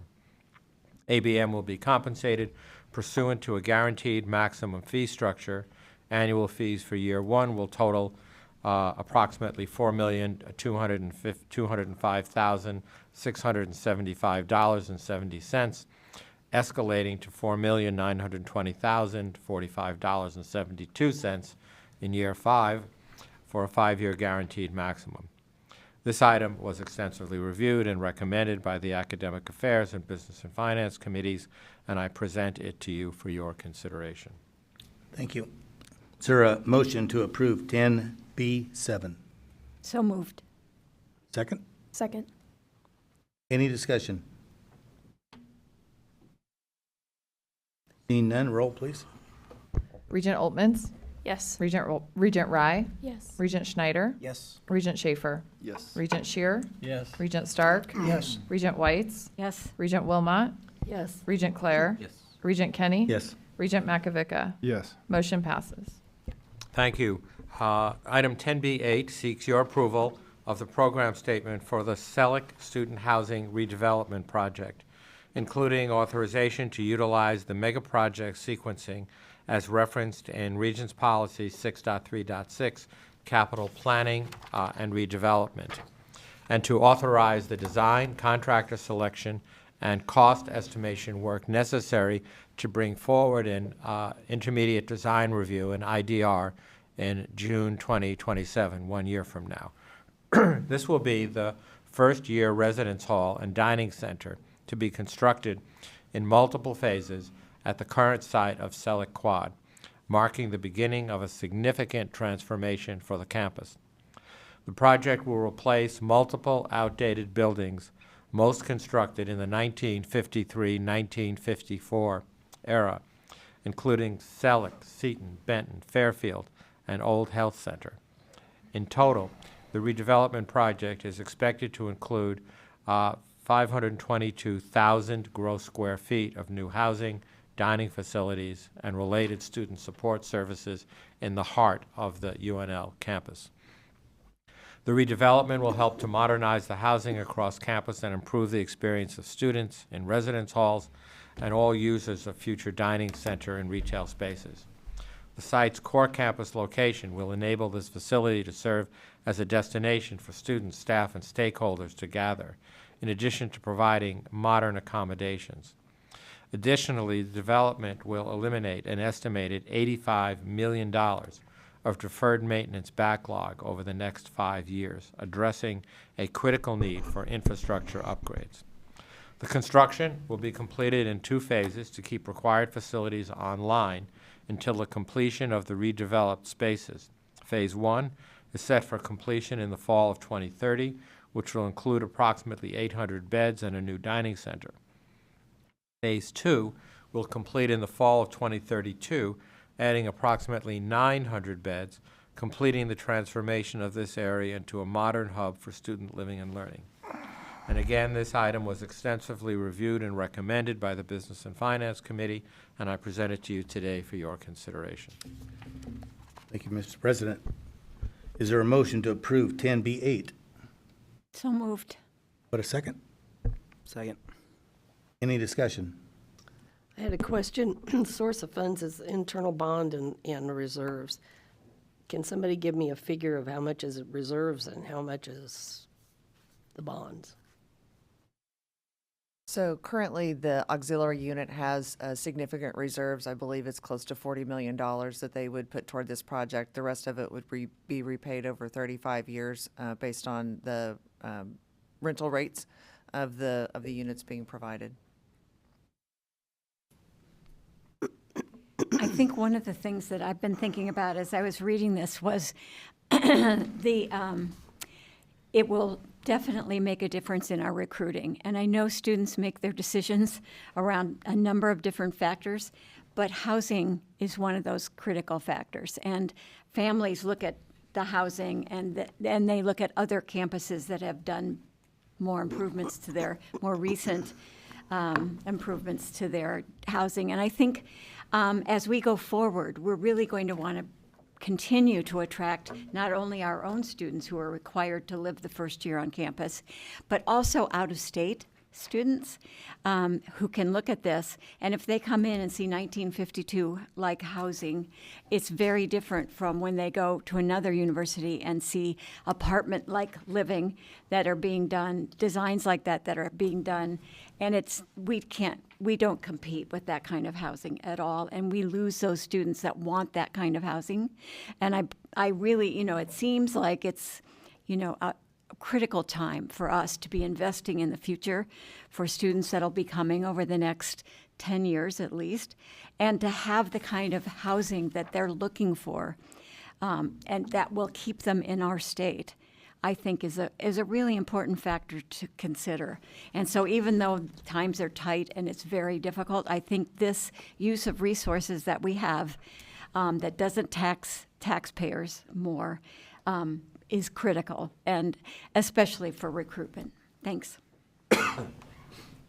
Yeah, I just want to quickly commend the work of Josh Overocker and all of student life at UNL. This is a really exciting project for us. It's something I support completely, and that students will be really excited about. I think it'll change the atmosphere on game days for students, for fans walking on campus, and with the recruitment piece being the biggest thing, I think that students are really going to enjoy this, and it'll be a huge draw for campus, and not to mention that they are doing a very good job of being good stewards of the funds that they have available, and doing this internally and not requiring any extra state funding or whatnot. So, Anyone else? Chancellor, do you have you look like you're ready to make a comment, but. Oh, I'm on. I'll just say good morning, President Gold and members of the board. I'm pleased to provide support for this project. And, our housing and dining remains strong with 97% occupancy and continued financial stability. I couldn't agree more. The stewardship of the funds has been really phenomenal. Our dining program continues to show momentum, and actually there's been double-digit growth in meal plan participation and revenue, with more than 3 million meals served annually. At the same time, we are truly managing an aging portfolio with, when you consider everything, over $165 million of deferred maintenance. We know that living on campus is crucial to student success. It means higher retention rates, it means stronger academic performance, and graduation rates are also increased. And so, over 70 years of service with these particular buildings, the facility condition really starts to impact, well, not starts, it does impact the student experience. And the older buildings really have lower satisfaction levels, and I can't tell you how much I support what this will mean for the university's future and our enrollment and the measures of success that go along with that. So, thank you. I lived in Selleck as a freshman. They didn't have air conditioning. Hopefully they got it now. Yeah, they do. I just wanted to comment I think Chancellor Ankerson said it very well as it relates to, one, the ongoing deferred maintenance, which is just a cost to the university that we're absorbing for aging facilities that probably should have been replaced previously. Secondly, clearly it is an enrollment opportunity for us to have world-class housing. But I also want to point out that the way this is financially handled is that this does not involve any of the taxpayer or tuition dollars. This floats completely on the structure of the bonding and revenue generated from occupancy of these buildings. So it is a very important project for the UNL campus. Chair. Thank you, Chairman. Comment, I recall when my sister went to college at Nebraska, and she's about 5 years older than me, and I'm about the age of dirt, so it's been a while. And I remember at that point helping her move in, and she actually was residing in Selleck Hall. And to this date, I still remember walking out of there thinking, oh my God, I got to go here in 5 years maybe. I got to find some type of alternate housing without question. So if it was that point back then, and it's still around, it's time to change the flat and get a new tire. So, Anyone else? Yes, they did have air conditioning in some of the units. Roll, please. Regent Rye, Yes. Regent Schneider, Yes. Regent Oltmans, Yes. Regent Shear, Yes. Regent Stark, Yes. Regent Whites, Yes. Regent Wilmot, Yes. Regent Claire, Yes. Regent Kenny, Yes. Regent Makovica, Yes. Regent Schaefer. Yes. Motion passes.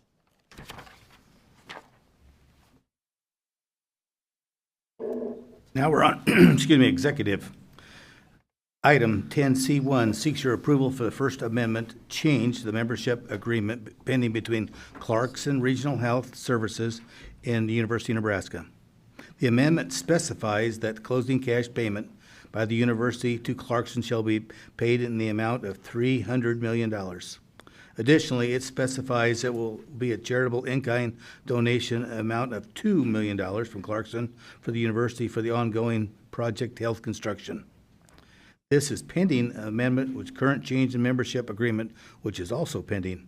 I recommend this amendment for you for your approval. Is there a motion to approve 10C1? I would make the motion, however, Mr. Chairman, I believe it was 200 million, not 2 million, just to correct the verbiage. I read it wrong, sorry. Rounding error. Error on you. Any other comments? Second. Oh, do we get a second? Second. Any comments?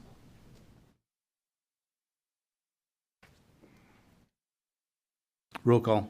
Regent Schneider, Yes. Regent Oltmans, Yes. Regent Rye, Yes. Regent Stark, Yes. Regent Whites, Yes. Regent Wilmot, Yes. Regent Claire, Yes. Regent Kenny, Yes. Regent Makovica, Yes. Regent Schaefer, Yes. Regent Shear. Yes. Motion passes. Thank you. Item 10C2 seeks your approval for the donation agreement between Clarkson Regional Health Services and the University of Nebraska. This agreement approves the $200 million in-kind donation made at closing by Clarkson to the university.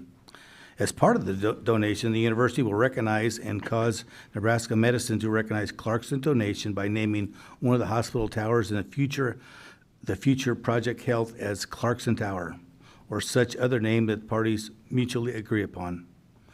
Agreed upon names shall be used in the common name of the building in the university and Nebraska medicine communication of any type, both written and verbal.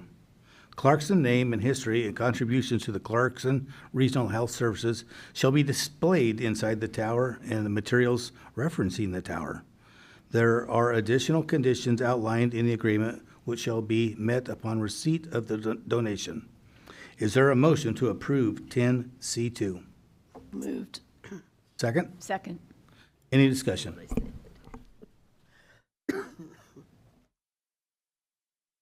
Jim? This is probably the last time something is going to show up in regards to this transaction. And one, just a clarification, because I've had a number of individuals that say, well, why are you trying to maneuver the university into a sole position? This was not by the, on behalf of the board. We didn't expect this or ask for it. We were contacted by the Clarkson Group that they were changing their direction and their philanthropy and no longer wanted to be a part of the hospital facility, and we're going in a different direction. And for the last 2 years now, we have been working diligently trying to resolve whatever issues has come up during those negotiations. And one, I would like to thank the folks at Clarkson and their negotiating folks. They were nothing but professional, helpful, and more than willing to provide the university with the ability to withstand the purchase, and are hoping that the university on its own will be able to move forward and have a not only just nationally but internationally known facility that will be available. And what I had mentioned to them is that that's exactly what I think the Board of Regents is looking for, is a facility. We're not trying to take over the medical facilities in the state of Nebraska. They're still needed in every community, and for those things that are handled on a local basis, that's great. What I think we're trying to do is be that place. If you're from Nebraska, more importantly, if you're from anywhere, we want to be known as the place that you want to go for the most in-depth, precise, and effective treatment for whatever ails you.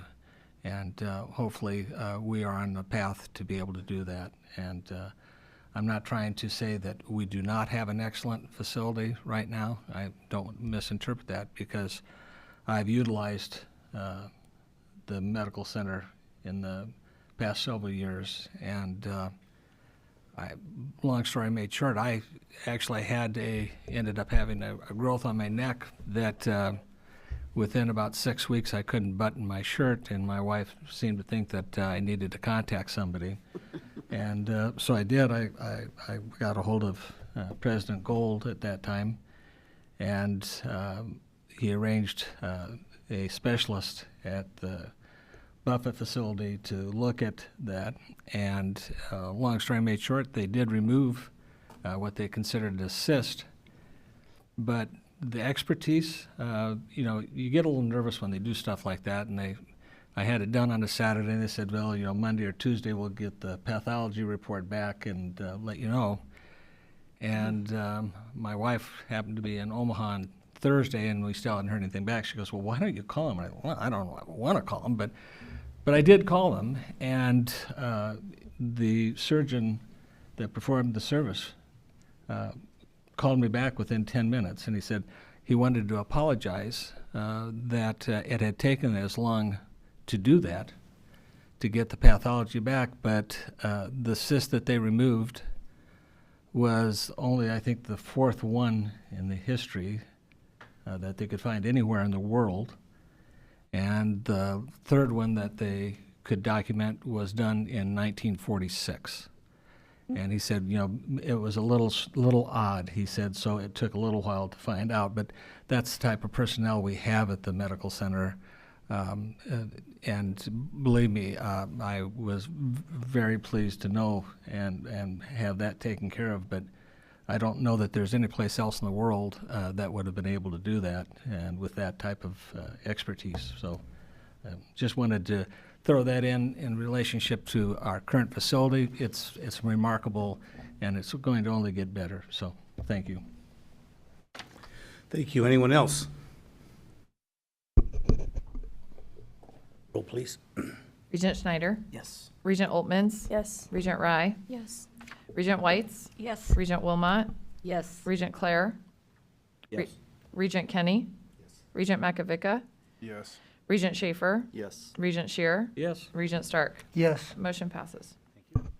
Thank you, Regent Kenny. There are 14 reports for the board's review, and I commend them to you. Thank you. I accept the reports reported listed in the agenda of the behalf of the board. Regent Whites, I believe you have a motion to go into closed session. I do.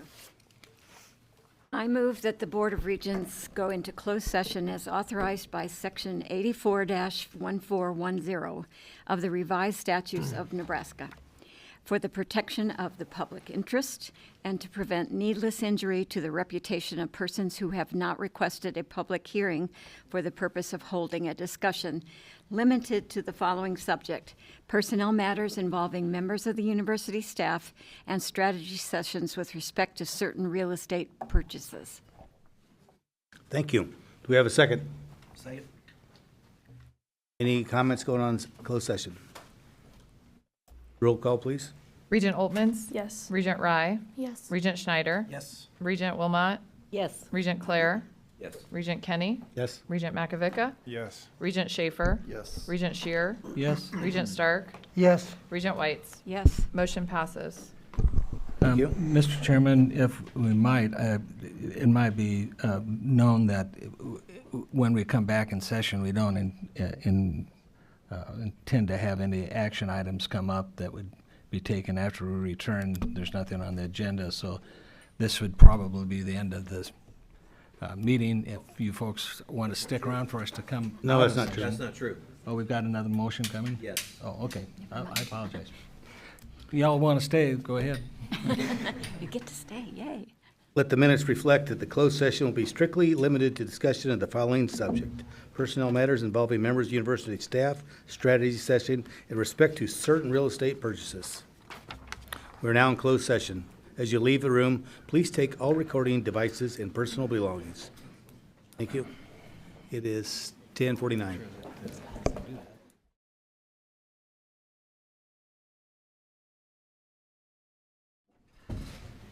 It is now 12:20. Declare us back in session.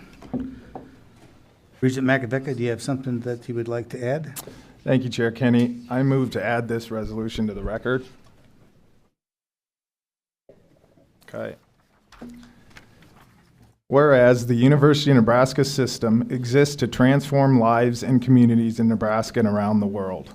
And whereas the campuses of the university system bring unique strengths together to create an exceptional level of quality and impact through accessible and excellent education for students, research, and creative activity that generates new knowledge, and service and engagement that enriches quality of life. And whereas the University of Nebraska is committed to assist with the projected healthcare workforce needs to increase the educational pipeline of the future health professions workforce to support the increasing demands of communities of rural and urban Nebraska.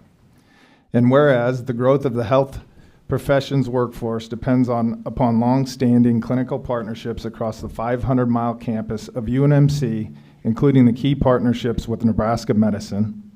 And whereas upon receiving notice from Clarkson Regional Health Services of the intent to withdraw as a member of Nebraska Medicine, the Board of Regents of the University of Nebraska at the January 15th, 2026 Regents meeting unanimously agreed to CRHS's exit as a member effective on or around June 30th, 2026.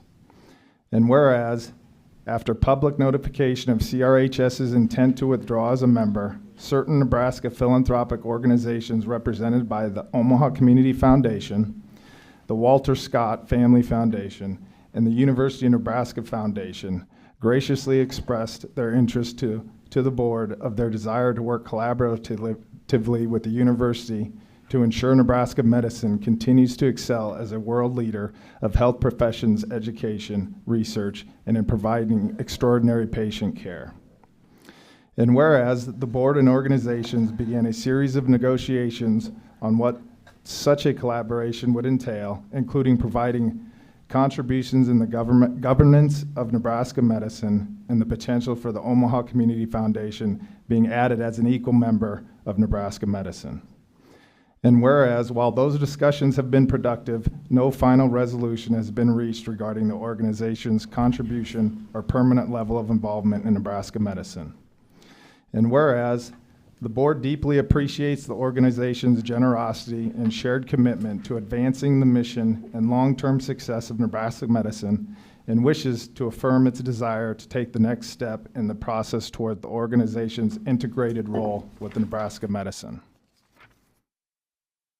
Now therefore be it resolved that the Board of Regents of the University of Nebraska hereby commits to 1, recognize and admit that Omaha Community Foundation's 2 designated Nebraska Medicine Board appointees, replacing the 2 resigning CRHS appointees for a period from July 1st, 2026 through October 1st, 2026, resulting in a total of 4 Nebraska Medicine directors during such interim period.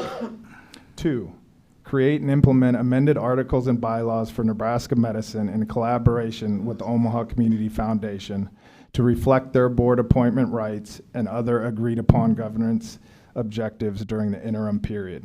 And 3, work diligently with the Omaha Community Foundation and the Nebraska Medicine Board toward the stated goal of admitting the Omaha Community Foundation's qualified charitable designee as an equal member in Nebraska Medicine. In doing so, the board therefore asks Dr. Jeffrey Gold, University of Nebraska System President, to carry out the foregoing resolutions on behalf of the board. Could you read that one more time? Do we have a second? I second Pretty that. funny. Come on. It was pretty funny. Come on. I second. Barb made a second. Any discussions on this resolution?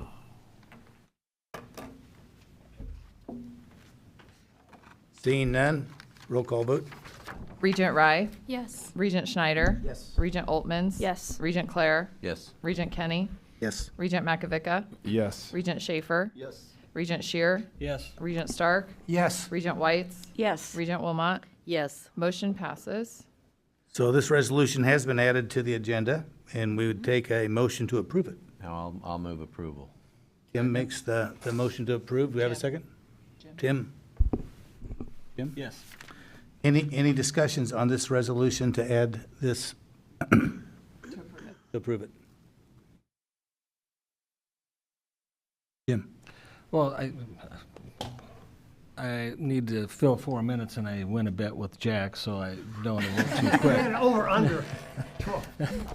But no, I just wanted to say that, there's been a lot of misinformation and a lot of things that were assumed and incorrect on this trend, on the movement that we started several years ago in relationship to Nebraska medicine. And I would say that this gives us the best opportunity for the state of Nebraska and the university to be successful not only in educating youth and individuals in the medical fields, but having end up with a facility that is a internationally class facility that would be literally second to none.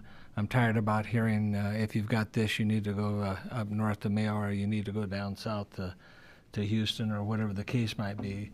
I think it's well known, and we'll go ahead and tell you now. We've been talking with the Omaha Airport Authority, and everybody was wondering why they were doing the expansion and the remodel, and it's because we fully expect more and more people to be coming into the state to utilize that facility and to save lives. And all joking aside, this is a thing that will, it's not generational, it's just once in several lifetimes. We have the opportunity to have something in the state of Nebraska that no one else would be able to duplicate.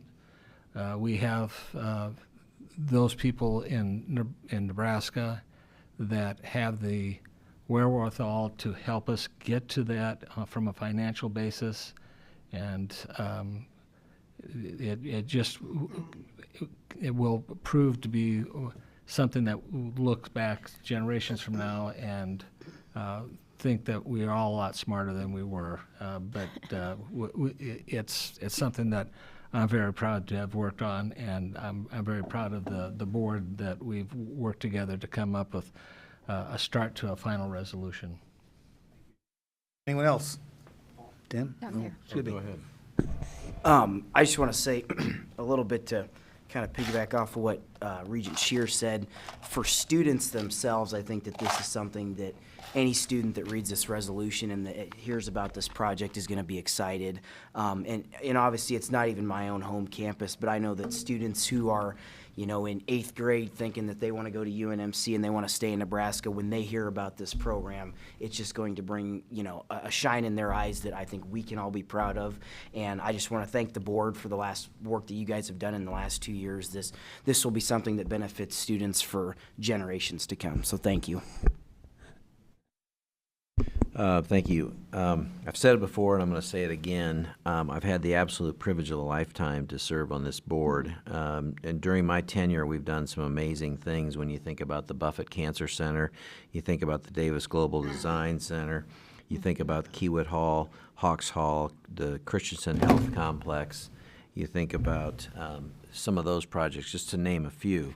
And not to take anything away from those projects, but this decision before us today is the biggest decision that I've had in my entire 18-year career on this board. It is the biggest decision, and is the biggest project and the biggest ripple effect. So I'm really pleased that I'll be voting yes on this, obviously. And first, I want to thank You know, I've done this before. I want to thank again Rob and Jim for taking the laboring oar on negotiating this. I appreciate the work that you put in, along with your time and expertise, to getting this transaction to this point. So I do thank you both. Second, I want to thank the philanthropic community for your commitment to the University of Nebraska and to the state of Nebraska. What you have done for higher education generally and for the University of Nebraska is truly remarkable. And colleagues, we are incredibly fortunate to be in the position that we are. We looked into this, doing this transaction on our own without help from any philanthropic support. And honestly, thanks in large part to the philanthropic community, we're able to say that. I mean, we're here in large part because of what their gifts have done in the past. So simply said, without the philanthropic support over the years, we're not here today. And as an example, you know, when you consider 84% of the top 25 historical donors is from this community that has asked to partner with us on this project. You look at 47% of our $3 billion Only in Nebraska campaign is from Omaha. 47%. I want to pick up on a comment that you made that this isn't your school, but you're really bullish about it. Look at what's going on throughout the entire state of Nebraska. When you consider 80% of giving to NCTA for projects such as the Student Activities Center, UNK, 86% was from this, of their giving was from this community, or this philanthropic community, with the Christensen facility, K-HOP, Rural Health Excellence Endowment.